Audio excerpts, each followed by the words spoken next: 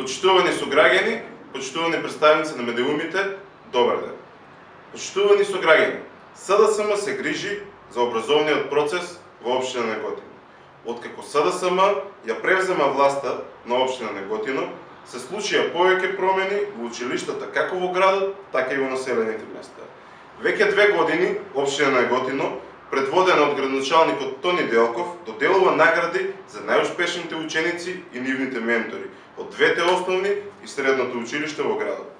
Со помош на владата на Република Северна Македонија, општина Неготино раздолжи долг на средното општинско училиште Свети Кирил и Методи во износ од повеќе од 4 милиона денари. Долг направен во периодот на владење на ВМРО ДПМН. Во двете општински основни училишта и подрачните кои делуваат на нивен склоп, во средното училиште и во детската градинка во Неготино, летниот распуст беше искористен за превземање на голем број активности за создавање подобри услови за непречено одвивање на воспитно-образовниот процес. Во овој момент ќе ги набројам следниве активности. Во општинското основно училиште Гоце Делчев обезбедени се нови клупи и столчиња за 6 училници кои се наоѓаат на првиот спрат. Тоест 72 клупи и 144 столчиња. Поставени се 12 нови LED телевизори и 4 смарт електрични табли. Реконструирана е малата спортска сала. Извршена е промена на старите врати и прозорци со поставување на нови алуминиумски профили и 4 сезонско стакло. Поставена е нова настрешница на влезот наменета за учениците.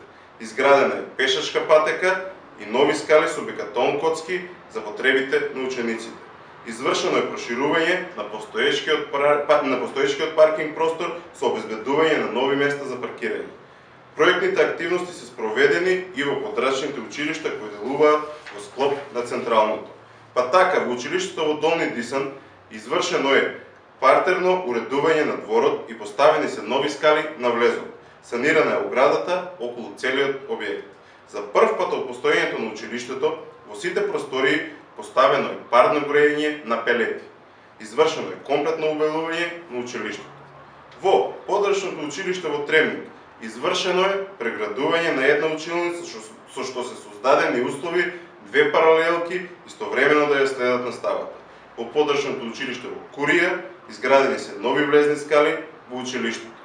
Во подрачното училиште во Тименик извршено оградување на спортскиот терен.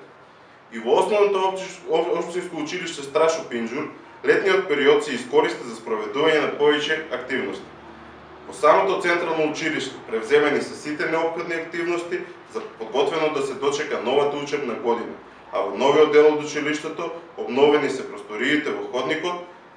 Во подрачното училиште во Црвени брегови извршено оградување на просторот околу училиштето, срушена е старата зграда и создаден простор за складирање на огрев, а создадени се и услови за комплетно уредување на училишниот двор. Во подрачното училиште во Пелиште извршени се подготовки за менување на стариот котел на дрва со негова замена за нов на нафта. Оградено е спортското училиште и поставени се трибини, како и осветлување на целокупниот простор.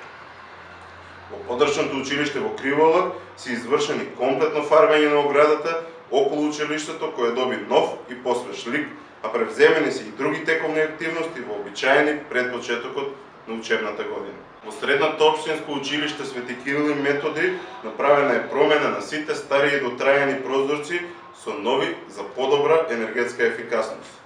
Во градинката Фемо Кулаков летниот период се продолжи со реновирање на објектот Пролет со реализирање на повеќе активности.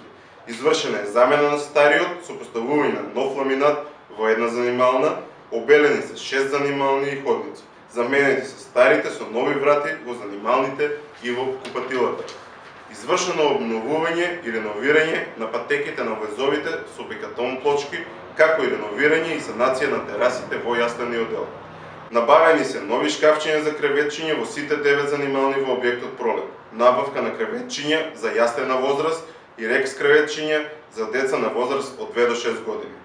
Во фаза на поправка е надворешната лулушка во објектот Мајски цвет, опламенување на просторот околу истата и набавка на реквизити за поставување во дворот на градинката за сите возрастни групи и во двата објекта, како и во групите во други просторни услови во Криволак, Пепелиште и Тремник.